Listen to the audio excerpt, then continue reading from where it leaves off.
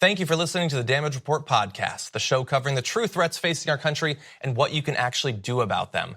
You can support this free podcast by leaving us a review and giving us a 5-star rating on Apple Podcasts or wherever you happen to be listening to it.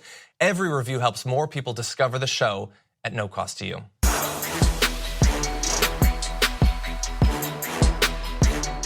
Welcome everybody to another day, another show, another Damage Report. I'm John Arrola. We got a big old show for you today. We're gonna be starting off with The View.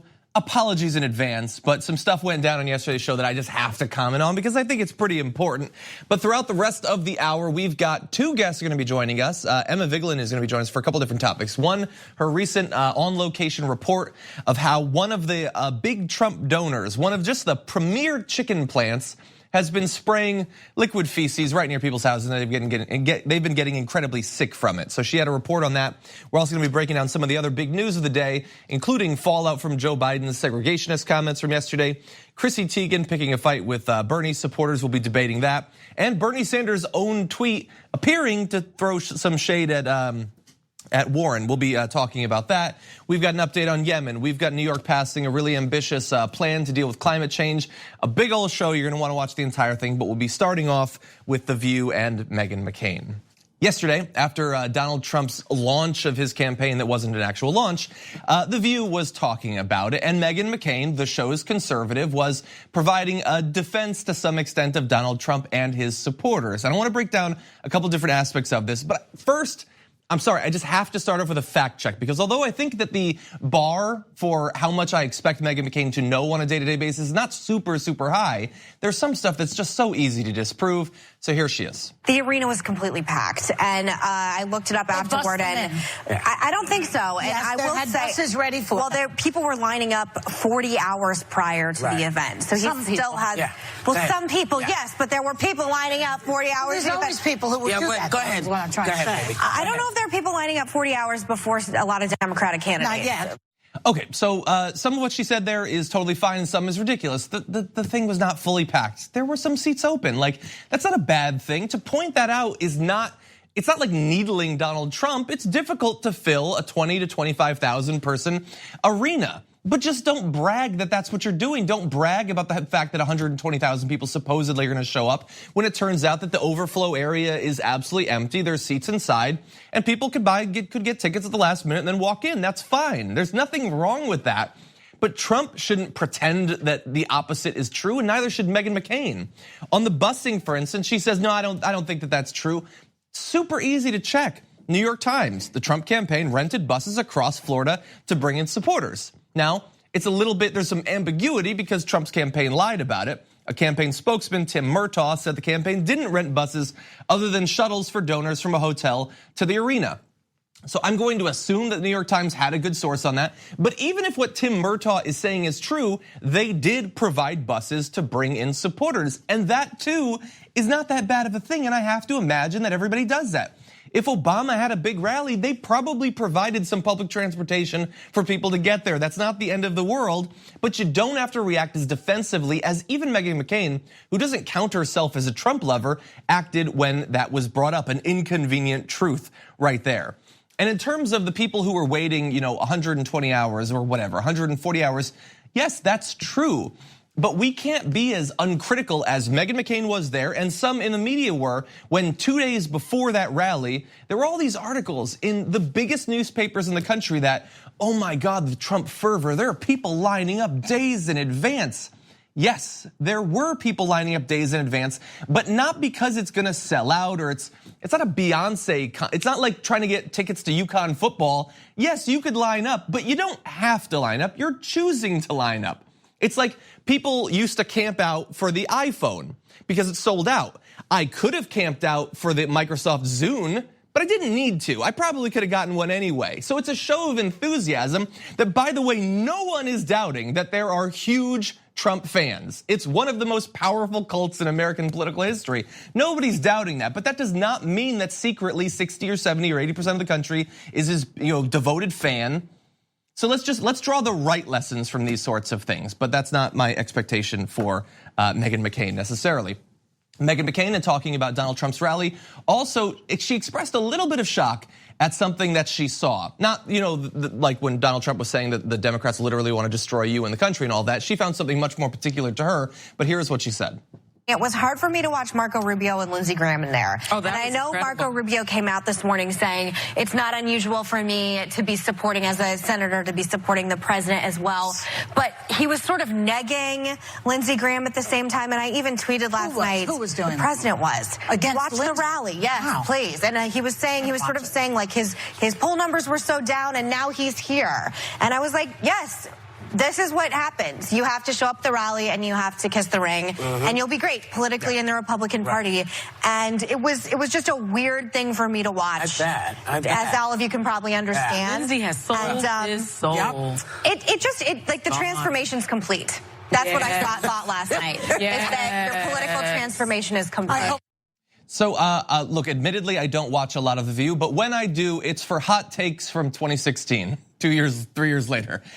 Megan, Lindsey Graham, Marco Rubio, they didn't sell their soul 32 hours ago.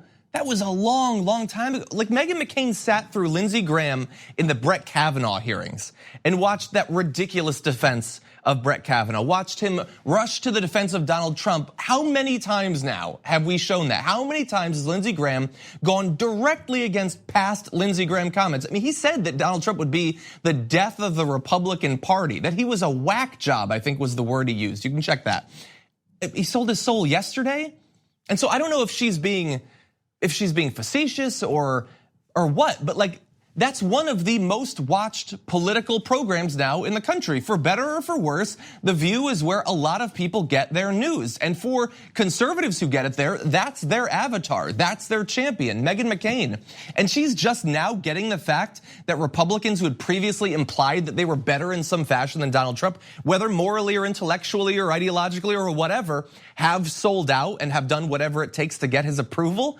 That's not news in June of 2019. That's years ago, and she's just catching up now. That is not a good sign going forward for the conservative perspective, I guess, on The View. But the most important thing, I think, that came from yesterday's episode of The View has to do with Meghan McCain explaining why some people are devoted to Donald Trump. An explanation, by the way, that on the internet, I've seen her getting a lot of credit for identifying this.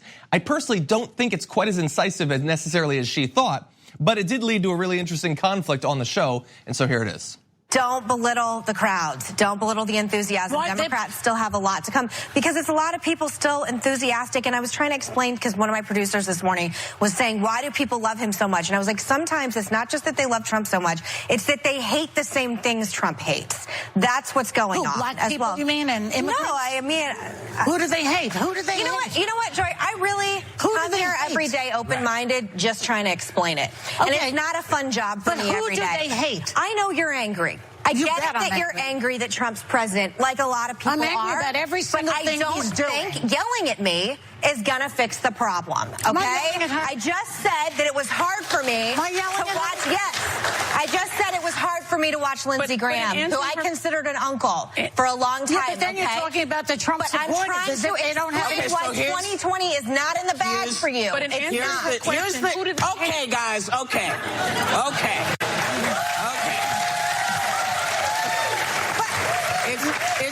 It's a great discussion, and we can go back to it. I just need everybody to take a beat. But being a sacrificial Republican every day, well, I'm just trying to. Here's the thing. Don't feel bad for me. I paid to do this, okay? Don't feel bad for me. Yeah, she dropped a B-bomb, which I guess technically you can do on TV. I think we might be able to do it here. I'm not gonna take the chance. And so apparently this is something they do commonly, which was offered as a defense with Meghan McCain saying, Joy and I call each other bees all the time. I know this is a big shock, we get along backstage. Maybe not as much as you think. Maybe not as much. And Joy Behar said, we're both pugilistic, and so we're fine. I'm very straight in what I believe, and so is she. So we're going to fight. I don't care if you call me a bee. Okay, so a couple issues in that clip there. Identifying that Trump supporters like him because he hates the same people that they do. One is not as positive a spin on Trump supporters as she presented it as. I see that as kind of a bad thing. And also, by the way, an obvious thing. Who doesn't know that in 2019? But that is the incisive commentary that they're paying her, I have to imagine many times what I make, to provide.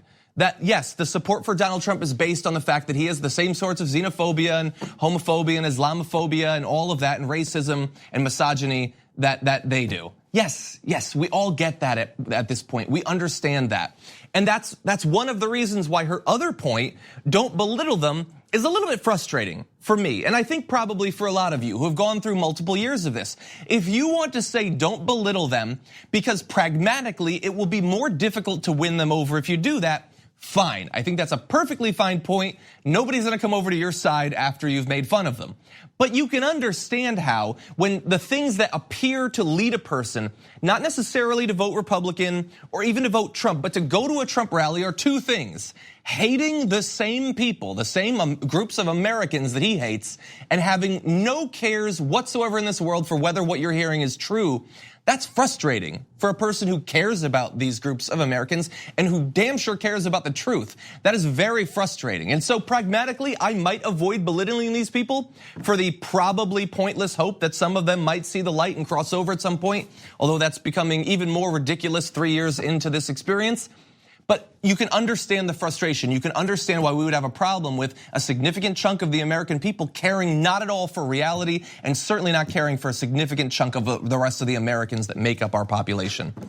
Final point, I really wish, and this is my criticism of Meghan McCain and my lack of understanding for exactly why she's there. When she was like, it's so hard for me to see Lindsey Graham there when I saw him as an uncle. Here is the issue, and when you're no longer a child, when you become an adult, you should be able to differentiate between liking a person because you went to a picnic with them and them being a horrible person. Lindsey Graham is a bad guy in a number of different ways. Foreign policy would be enough if there wasn't everything else. I mentioned his defense of Kavanaugh and all that. He's a bad guy. It doesn't matter if you hung out with him when you were young. The same sort of distinction, by the way, could be made with a direct family member, not someone who's like an uncle, but for instance, a father. You could have a father and you could have great memories of growing up with them, but if they're a vicious warmonger, that's a bad thing, and you should be able to recognize both of those things. Meghan McCain is not 12, she's not 20, she's a full-grown woman, an educated woman who has no ability to see past her own familial biases towards these people, to see what they actually represent, what effect they're actually having on American politics. And that same sort of bias, the opinions it leads to, get broadcast to tens of millions of people every single week. Okay, we are gonna take a break now. When we come back, Emma Vigeland is gonna be joining us from Rebel HQ. She's done some awesome in the field reporting and she'll give you all the details after this. We need to talk about a relatively new show called the Republic, or UNFTR. As a Young Turks fan, you already know that the government, the media, and corporations are constantly peddling lies that serve the interests of the rich and powerful. But now there's a podcast dedicated to unraveling those lies, debunking the conventional wisdom. In each episode of the Republic, or UNFTR, the host delves into a different historical episode or topic that's generally misunderstood or purposely obfuscated by the so-called powers that be, featuring in-depth research, razor-sharp commentary, and just the right amount of vulgarity. The UNFTR podcast takes a sledgehammer to what you thought you knew about some of the nation's most sacred historical cows. But don't just take my word for it. The New York Times described UNFTR as consistently compelling and educational, aiming to challenge conventional wisdom and upend the historical narratives that were taught in school. For as the great philosopher Yoda once put it, you must unlearn what you have learned. And that's true whether you're in Jedi training or you're uprooting and exposing all the propaganda and disinformation you've been fed over the course of your lifetime. So search for UNFTR in your podcast app today and get ready to get informed, angered, and entertained all at the same time.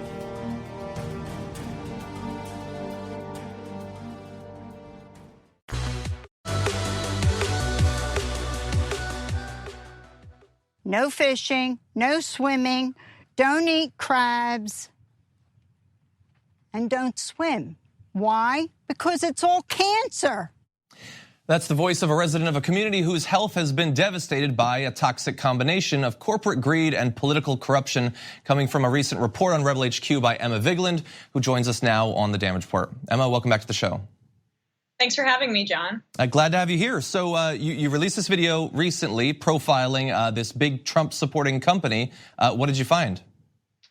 Well, yeah, I mean, so this company was Donald Trump's 5th largest campaign contributor in 2016, which really, it's not a ton when it compares to Renaissance Technologies, which was clearly his #1, but it was over $2 million. And it's a large chicken farm where they have, they're headquartered in Delaware, and they have a large chicken processing plant in this rural community that is not as wealthy as a lot of the other towns in the area. So, for example, Blades had a similar issue. It's a town 20 miles away, wealthier, their water was contaminated, and they literally called in the Delaware National Guard. And for the poorer community and for a family that I spoke to, the residents were African American, and they've had this property in their family for over 100 years. So, 3 different houses on this plot. Their great-grandfather was a sharecropper, and he wanted to hold on to this land for them. With the chicken processing plant right across the way, they got no relief. Mysteriously, bottled waters just showed up being dropped off bi-weekly at their houses. But the root of the problem is still there, which is that this chicken processing plant is spraying waste haphazardly into the air, onto the soil, and they get their water through well water. So they thought it was safe, right? Well water is typically a really safe way to get your water to have the toxins be kind of drawn out. But so much waste was being sprayed into the air that the nitrates seep through the wells. And this family was drinking this toxic water, as were many in the community, for they don't even know how long. And this one family has experienced the death of a 24-year-old, multiple amputations, a daughter born with a 3rd ear, and basically there's been no justice. And there are hundreds and hundreds of lawsuits now that are currently being levied against this company. But the Democratic senators, Carper and Coons from Delaware, have been largely silent. So it's a story, once again, of environmental racism and just socioeconomic discrimination for people who are experiencing this kind of trauma due to acute poisoning in their water. So for everyone watching this, the full report that Emma did is up on the YouTube channel of Rebel HQ, and you interviewed a bunch of people, and it's both fascinating and also incredibly dark. Some of it very difficult to listen to. You can see people breaking up during the interviews. You did a great job with that. Just very briefly, you talked about the 2 Democratic senators. Are they also receiving money from Montauk Farms? Do we know that? We don't know for sure. I've been in kind of a whirlwind with this report, and I was more focusing just on how the reach of this company has gone all the way up to the Trump administration. But especially the local officials, they have not been responsive to the people in the area. Wow. And so, this really combines so many of our different concerns here at TYT, environmental damage and these areas being destroyed, people's health being destroyed unnecessarily, all in the pursuit of a little bit more money for a company that apparently has $2 million laying around that they can donate to one presidential campaign during one campaign. Just insane. And so anybody watching this, I definitely think you should go watch the full report where Emma breaks down all the details. Emma, we're going to take a short break. When we come back, a lot of different topics in the news today to break down with you. So we'll see you on the other side. See you then.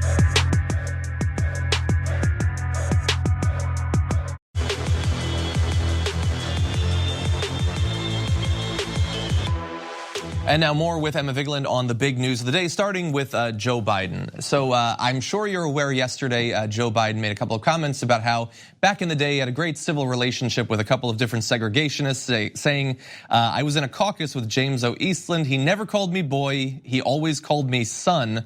At least there was some civility. We got things done. And so some people didn't like that. They thought, maybe don't talk about the great relationship you had with some of the most violent racists. If you look at some of the things Eastland has said, it is insane. So what did you think about this?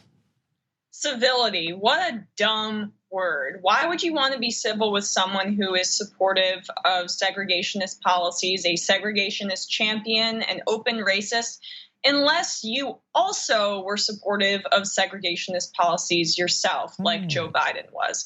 When he entered the Senate in the early 70s, he was more pro-integration than he eventually became, because the white working class in Delaware basically pressured him against it. And then he was a crusader against integration policies in the North. He thought it was applicable for the South, but that the North should be exempt from those things, which was code speak for Northern racist rhetoric back in the day. And so what bothers me when we're talking about this conversation in the press is, like, Biden wasn't just complimentary of these segregationist senators. He was a promoter of segregationist policies himself. And that's where we should be starting this conversation. That the Democratic frontrunner right now, someone who's polling very well with Black Americans, especially older Black Americans, is someone who was supportive of segregation at the outset of his career as a legislator. And so we have to have a reckoning. We have to have a conversation about why that is,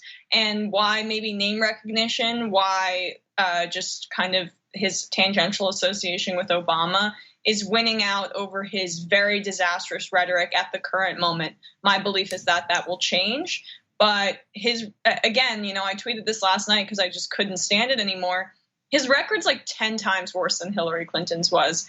Everything under the sun that you can find about Joe Biden supporting things that, have aged incredibly poorly, you can find. And so I think that this is going to be the tip of the iceberg when it comes to Biden's record. And when we're talking about his record in relation to race, this isn't even touching on the 1994 crime bill. Yeah, and we talked earlier this year about his comments on busing. That's not going to go away. That will come back.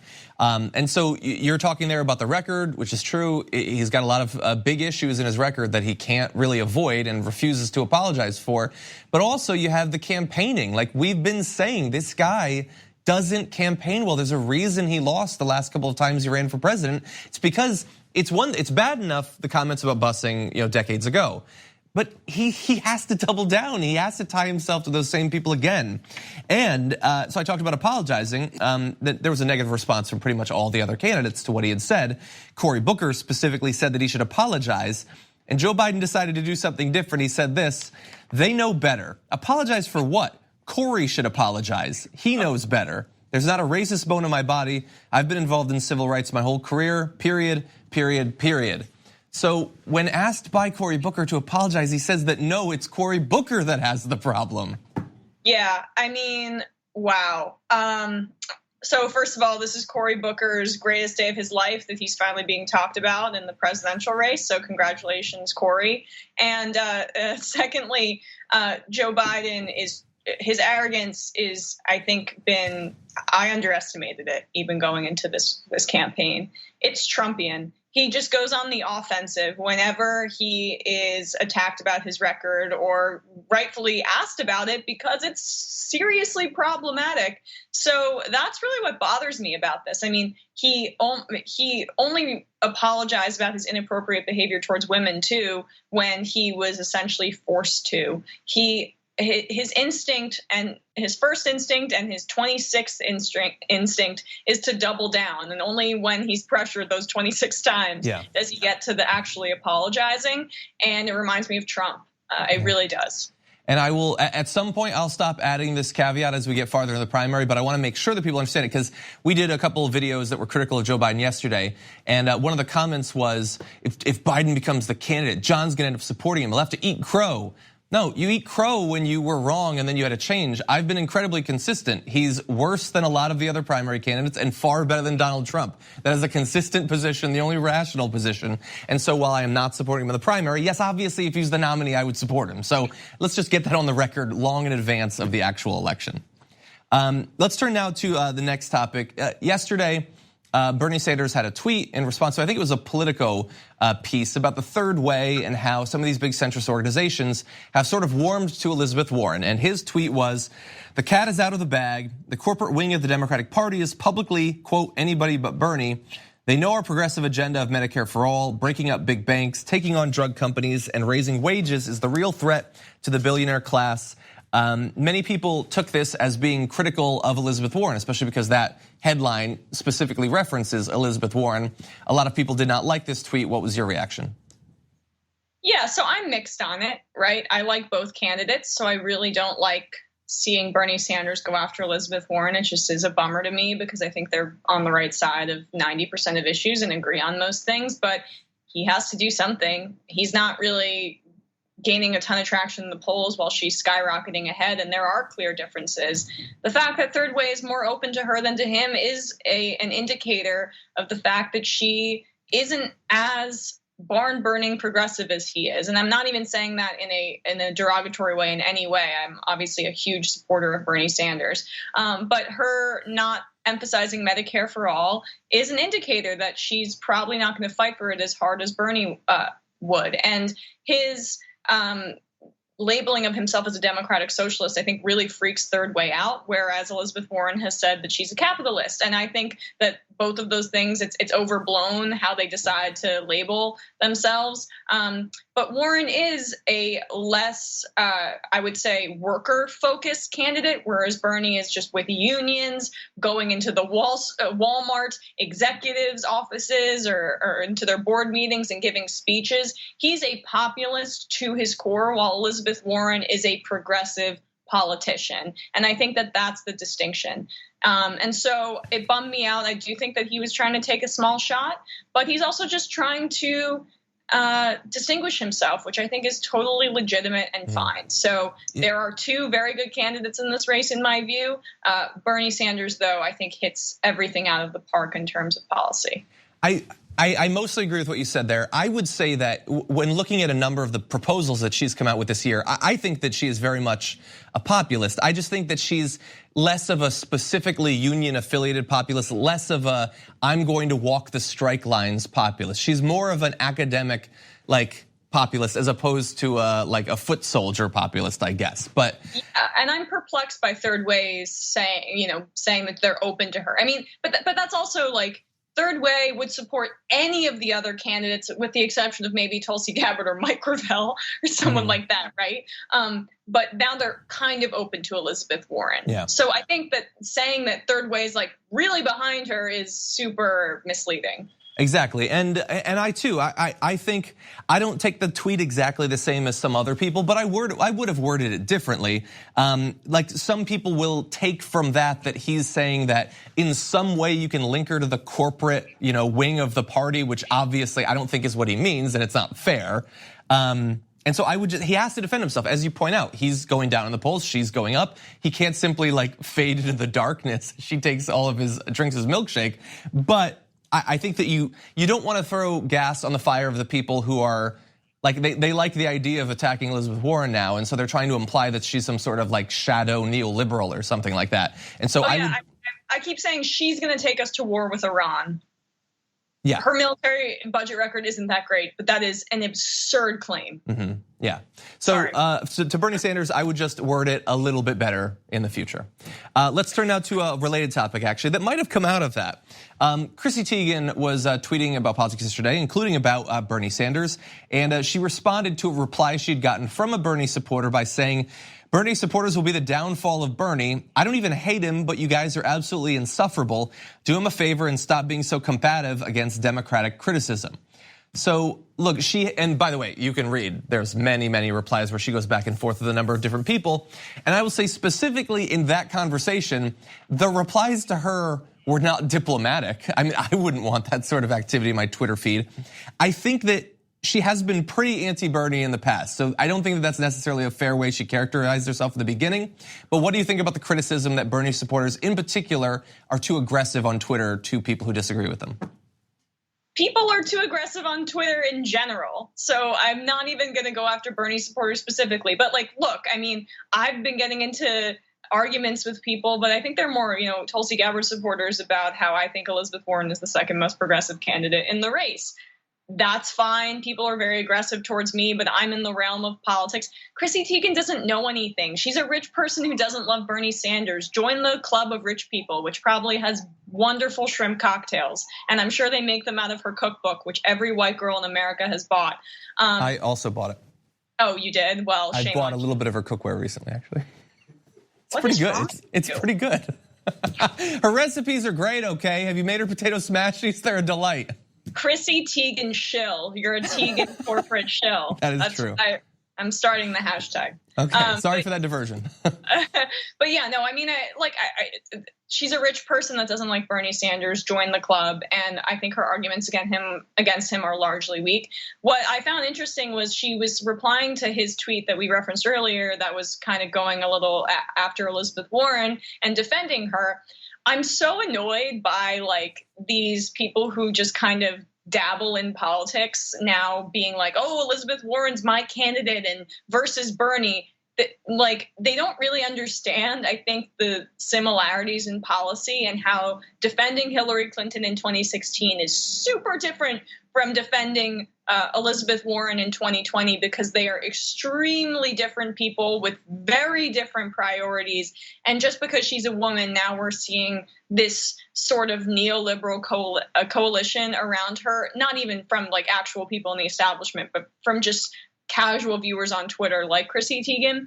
And it just is a little bit of a pet peeve, because when we're talking about policy, the only candidates that would be candidate that's more different than Hillary Clinton is Bernie Sanders. Yeah, I don't know. I'm a little bit torn in it. I think, look, yes, she's a rich celebrity, but I think that she knows as much as the vast majority of people on Twitter do about politics, and she's certainly free to express herself, even if on this I disagree with her. I've been a Bernie Sanders supporter for a very long time, longer than we were talking about him before anyone thought it was a serious candidacy back in 2015. And so I delight in being attacked by people who've been a Bernie supporter for far less time. But I'm not going to pretend that there aren't Bernie supporters on Twitter who are absolute awful, toxic trolls. There are. It's Twitter. It's where trolls go to live. It's where you go for trolls. Yeah. And I will say that there's some candidates that have a cult of personality around them. Trump is the most infamous one. I would say Tulsi Gabbard is another one. And but Bernie has some too. And just because I agree with him on almost everything, and he's, one of the two candidates I'm probably going to vote for, that's what I've narrowed it down to as of right now, probably him. That doesn't mean that I can't acknowledge that some of the supporters are go a little too far. Yeah. While at the same time acknowledging that I've seen like the people who, I guess there are people who agree with like Neera Tanden on stuff. They're not nice on Twitter. Like they're aggressive too. And I saw comments responding to some of this saying like, when I would make the point that like, some groups are a little bit more aggressive, or maybe that a lot of people are aggressive, they'd be like, well, Julian Castro supporters on Twitter aren't that toxic. And it's like, I guess I haven't seen much from them, honestly, from a lot of these candidacies that don't have that much support necessarily. So my supporters make a great pecan pie. I would say in general, and I tweeted to this effect this morning, most people on Twitter are far too sure of themselves, far too hostile towards people that disagree with them. I am like that sometimes too, and I feel like when it's tweeting at someone in like right-wing media or something, it's justified, but we do have to try to be a little bit more understanding, I think. That's a great message, John. Thank you. I'm trying. Kumbaya. I'm trying. And by the way, however bad you think that any particular group are, whether it's Bernie Sanders supporters or not, there are Twitter like contrarians who, like some of whom profess that they like Bernie Sanders. I personally think that they worship at the altar of nihilism, that are far worse. So let's understand the severity of the things we're dealing with. I wish we had more time because I want to talk to you about the Iran drone situation, the escalation there. That's all the time we have, though. Emma Vigeland, as always, thank you for joining the show. Thanks so much, John. We're gonna take a short break here. When we come back, a little update on what's going on with the war in Yemen after this.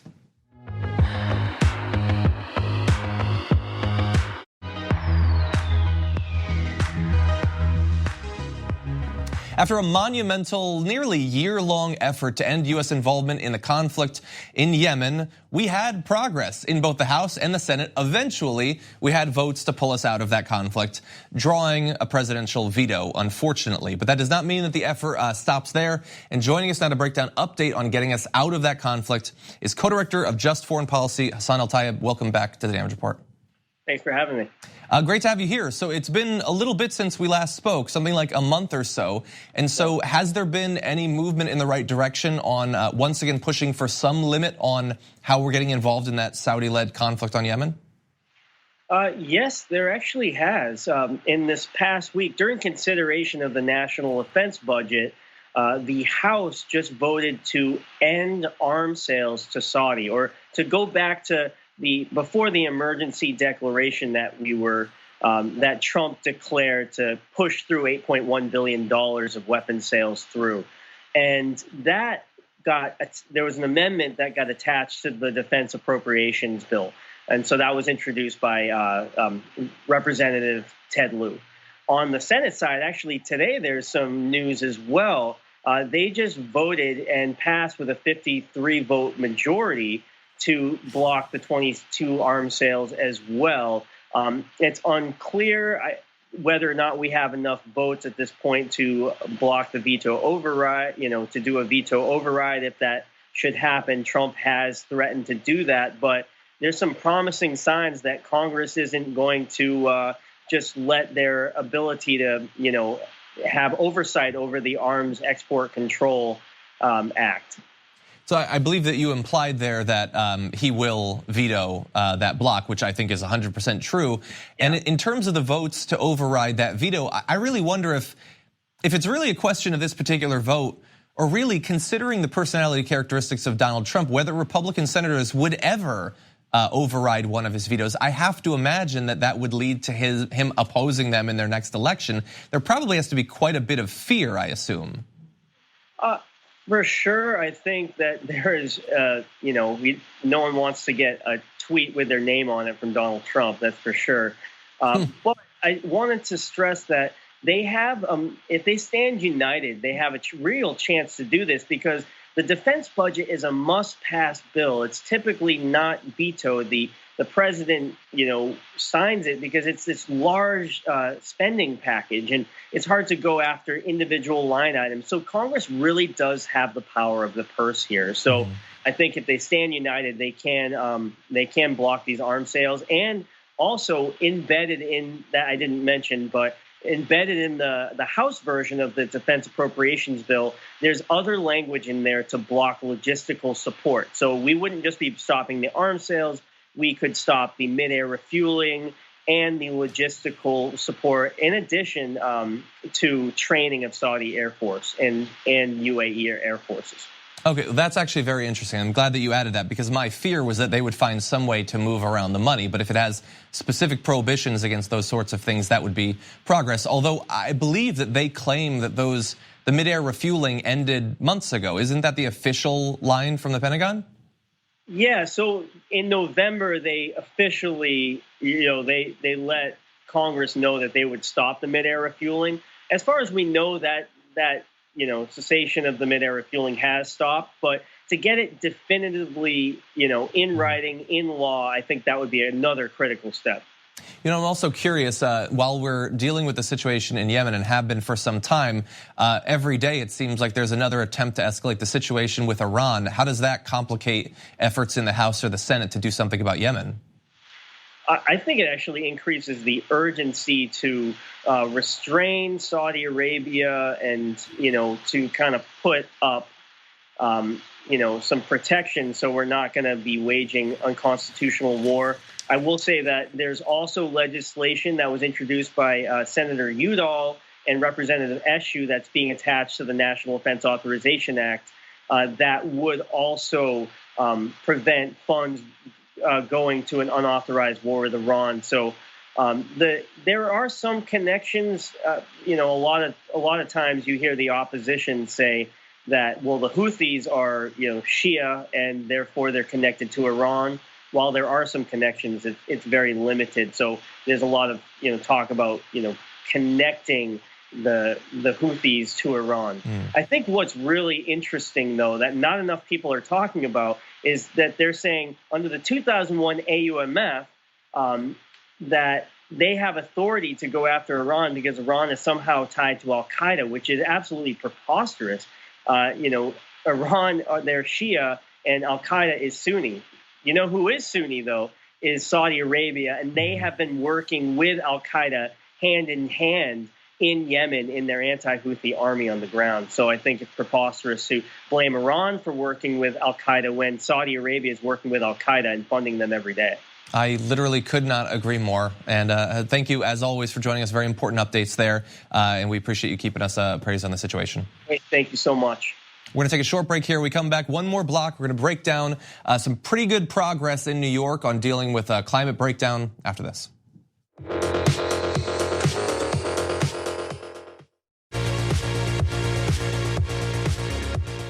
Although the election of Donald Trump as president was clearly the death of any federal effort over these past few years to stop climate breakdown internationally, we have been able to rely recently on states to do something significant and substantive about emissions and our climate crisis. In just the last year, Maine, Oregon, Washington, Colorado, New Mexico, California, and New Jersey passed pretty ambitious targets for renewable energy and lowering statewide emissions. Actually, since 2015, Hawaii has had a 100% renewables target in place.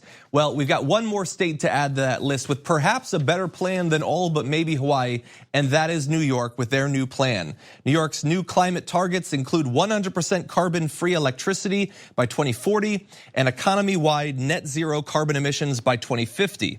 The difference there between zero and net zero is that only 85% of the reductions must come from New York's own energy and industrial emissions. The remaining 15% can come from carbon offsets like from forestry or agriculture, or I guess at least hypothetically carbon capture and sequestration in the future, although that's a little bit far off. So look, the whole zero versus net zero thing, that's not the best. We would prefer the former, but I understand where they're coming from. And understand that when we talk about state level efforts, the state does not have legal authority to control everything that can conceivably emit carbon or other sorts of pollutants. They can control what they can, but for the rest, offsets can be useful. And in terms of those offsets, it sounds like that might open up for some, like if corporate lobbyists to give a little bit of extra leeway to coal plants or something like that. So they can continue polluting, but with offsets, which is not the goal that we as environmental progressives are going for. But this plan is actually pretty savvy when it comes to things like that. Stationary electrical sources like power plants cannot avail themselves of offsets. It's there basically for things like, I think they said cement mixing is one example, and others where hypothetically there will be a need for offsets in the short term, and they're not polluters to the scale or magnitude that something like a coal plant would be. In terms of verifying that this goes the way it should and that corporations are not finding tricky ways to get around the requirements in the bill, emission reductions must be real and verifiable. They must be distributed equitably. So that's where you get into the component of environmental justice. They must not increase emissions of co-pollutants, and they must minimize so-called leakage, whereby emitting facilities simply relocate outside of the state. That last bit sounds difficult in the long term to make sure of, but they are setting up a council that's going to be checking in periodically to make sure that corporations aren't evading either the letter or hopefully the spirit of the law as well. Every 4 years, the council will issue a comprehensive report on state greenhouse gas emissions and progress and adjust its plan as needed. So look, this is not the best plan that you could conceivably come up with, but it is pretty amazing. It's better than many of the other states that have actually come up with plans to deal with climate change have done. This is, I think, a good model for other parts of the country going forward. If we could get every state to require at least something approaching this, that would go a long way towards fulfilling our requirements under the Paris Climate Accord, which of course we're not a part of, but ideally we would still abide by its goals. This, I think, is a great week of progress for people who care about dealing with the climate crisis. At the same time, though, I'm not going to pretend that the situation is great. Progress is great, but we have to be realistic. This is the damage report after all. And so I just did a little bit of just brief searching, like type in climate, type in emissions and things like that, and you'll see what comes up. And in just the past couple of days, news broke that Himalayan glacier melting has doubled since 2000, according to spy satellites. So that's bad, not just as a signal that the climate is warming, but for the 1 billion people who depend on those glaciers for water, that's potentially a life or death crisis right there. In terms of our ability to do something about climate change, if it continues, like rising ocean levels and things like that, if we want to ward off the damage, seawalls to protect the US against rising oceans could cost $416 billion over just the next couple of decades. So if you think we're just gonna build some walls, how are we gonna pay for it? I hope Jake Tapper asked that. And to return to sort of the beginning of this segment, we were talking about federal efforts to do something about climate breakdown. Trump has now ditched the sole climate rule that aimed to reduce coal plant pollution, getting rid of the Clean Power Plan for his new plan, which pretends that it cares about emissions, in particular of carbon, but is incredibly friendly to dirty sources of energy. So that is the reality of what we're dealing with now, but on the state level, and especially in New York, which, by the way, we only got this because of progressive state level primary challenges this last time around. Up until then, the IDC had been blocking exactly this sort of plan. That is progress, and we can duplicate that in other states if we take these primaries seriously going forward. Okay, thank you for watching the entirety of this show. It was great to have Emma on. We've got Brett is going to be joining us tomorrow. One more day of news to get through. We'll see you tomorrow morning. Thank you for listening to the Damage Report podcast, the show covering the true threats facing our country and what you can actually do about them. You can support this free podcast by leaving us a review and giving us a 5-star rating on Apple Podcasts or wherever you happen to be listening to it. Every review helps more people discover the show at no cost to you. Thanks for listening to the full episode of The Damage Report. Support our work, listen ad-free, access members-only bonus content, and more by subscribing to Apple Podcasts at apple.co/TYT. I'm your host, John Adarola. I'll see you soon.